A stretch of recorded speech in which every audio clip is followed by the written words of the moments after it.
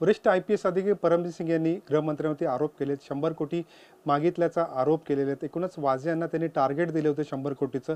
त्या सगळ्या पार्श्वभूमीवरती वरिष्ठ वकील उपाध्याय यांनी मुंबई हायकोर्टामध्ये जनहित याचिका केली आहे आणि या याचिकेमध्ये या सर्व प्रकरणाची चौकशी व्हावी, SIT मार्फत चौकशी व्हावी अशी त्यांनी मागणी केलेली आहे. आपण जाणून घेऊया की नक्की काय काय त्यांनी म्हटलं याचिकेमध्ये.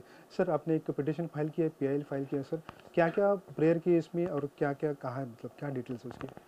देखिए, हमारी प्रेयर जो हमने किया है पिटिशन में, हमने बोला है कि एक SIT बनाया जाए।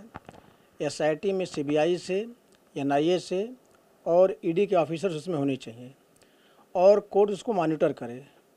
उसका एक कारण ये है कि इसमें जो पावरफुल लोग इन्वॉल्व हैं, अगर रक्षक ही भक्षक बन जाएंगे, जहाँ पे होम मिनिस्टर अगर इन्वॉल्व है, कमिश्नर, पुलिस कमिश्नर, उसके बाद होम मिनिस्टर, और अगर परमवीर सिंह को अगर माना जाए, उनके लेटर को अगर सत्य माना जाए, तो उनका ऐसा कहना है कि उन्होंने इस बात को ऑलरेडी शरद पवार जी को और अजित पवार जी को पहले बता चुके हैं। उसके बाद भी अगर ये दोनों आदमी अगर चुप बैठे थे तो इसका मतलब कहीं ना कहीं उंगली उनकी तरफ भी जा रही है कि कहीं ना कहीं उनके मतलब उनकी उनकी रजामंदी से सब चीज़ें हो रही थी। तो मैटर बहुत सीरियस मैटर है। इसमें जब तक SIT नहीं बनेगी, हाई कोर्ट मॉनिटर नहीं करेगी, तब तक इसमें न्याय होने का कोई गुंजाइश नहीं। इसके लिए हमने प्रेयर पिटिशन में किया है कि इसको हाई कोर्ट मॉनिटर भी करे और डिफरेंट इन्वेस्टिगेटिंग एजेंसी से ऑफिसर को, उसमें ईमानदार ऑफिसरों को ड्रॉ किया जाए, उसमें से लेके इसको बनाया जाए और कोर्ट इसको मॉनिटर करे।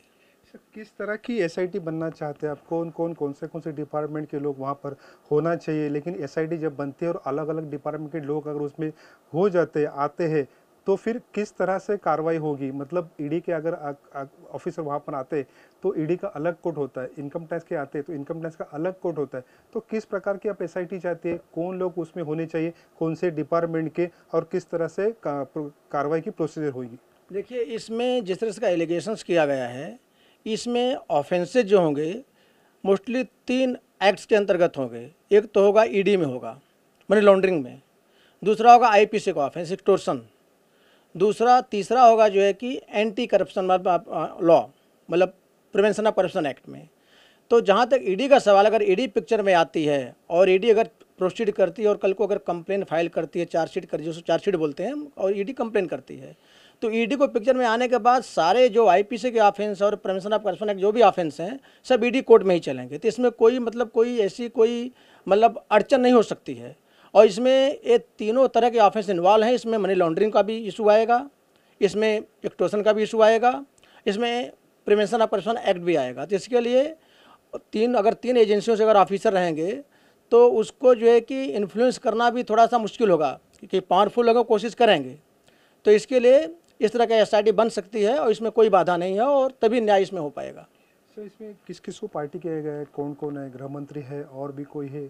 दूसरे डिपार्टमेंट के लोग हैं? किसको किसको पार्टी की है? देखिए, ऐसा है कि इसमें हमारा ऐसा प्रेयर है कि इतना बड़ा ये रैकेट है, इतना बड़ा चीज़ें हैं, मतलब ये इसमें बहुत सारे लोग इसमें इन्वॉल्व होंगे। इसमें केवल परमवीर शरद पवार तक और वजह तक सीमित नहीं होगा, इसमें और भी लोग इन्वॉल्व होंगे। तो जब तक इसका इन डेप्थ इन्वेस्टिगेशन नहीं होगा, आप लेटर पढ़िए। अगर परमवीर अगर साहब बोल रहे हैं कि उन्होंने ऑलरेडी शरद पवार को और अजित पवार जी को दोनों को बताया था इसके विषय में कि 100 करोड़ एक महीने का इनका वसूली का टारगेट है, तो उन्होंने क्या किया, क्यों नहीं किया? अगर उनकी बातों, अगर परमवीर सिंह की बातों में अगर सच्चाई है, और परमवीर भी कोई दूध के धुले हुए नहीं है, जिस तरह से उनके खिलाफ एलिगेशंस वगैरह पहले भी रह चुके हैं, हमने पिटिशन में सब कहा हुआ है। और Paramvir Singh being IPS officer, commissioner of police, वो खुद कॉग्निशन ले सकते थे, वो खुद FIR करवा सकते थे, और चुप क्यों बैठे? आज अगर उन्होंने इस बात को उठाया है, पहले क्यों नहीं उठाए? उनकी क्या मजबूरी थी? उनकी ड्यूटी बनती है लॉ में, अगर कोई कॉग्निबल ऑफेंस होता है तो उनकी ड्यूटी बनती है रिपोर्ट करने के लिए। उन्होंने क्यों रिपोर्ट नहीं किया? उन्होंने FIR क्यों नहीं कराया? उन्होंने जो है कि एंटी करप्शन को या CBI को इन्फॉर्म क्यों नहीं किया? तो कहीं ना कहीं उनका भी इन्वॉल्वमेंट है। आज सब आपका ट्रांसफ़र होने के बाद अब वो जो कुछ कर रहे हैं ठीक है, लेकिन अब इसमें इन्वेस्टिगेशन होना चाहिए।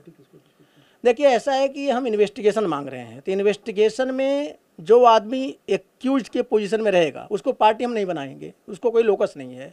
हमने इसमें किसी भी को टेंटेड किसी भी आदमी को हमने पार्टी नहीं बनाया, हमने इन्वेस्टिगेटिंग एजेंसी को पार्टी बनाया कि लॉ में परमिसिबल, लॉ में ऐसा करने की जरूरत हमको नहीं है। The accused can not be heard in the matter of investigation, उनको पार्टी बनाने का कोई सवाल नहीं उठता। लेकिन हमारे पिटिशन में हमने सबके विषय में लिखा हुआ है।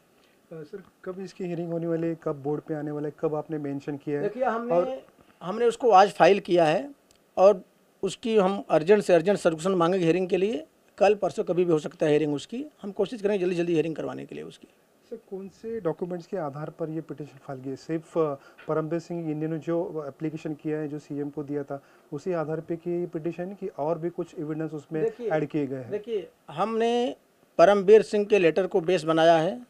उसके अलावा समय पर मीडिया में जो रिपोर्ट, जो प्रेस कॉन्फ्रेंस आई है इनकी, अनिल देशमुख की और बाकी लोगों की आई है, उस बेसिस पे हमने जो पब्लिक डोमेन में जो इन्फॉर्मेशन हमको मिला है, उस बेसिस पे हमने इसको बनाया हुआ है। और परमबीर सिंह का अगर लेटर अगर आप पढ़िए तो लेटर पढ़ने से ही मतलब कि ये क्लियर कट मालूम पड़ता है कि मतलब ये लेटर में मतलब ऐसे बहुत कुछ है इसमें इन्वेस्टिगेशन करने के लिए। Video journalist Nilesh sir, Sudhakar Kashyap, TV9 Marathi.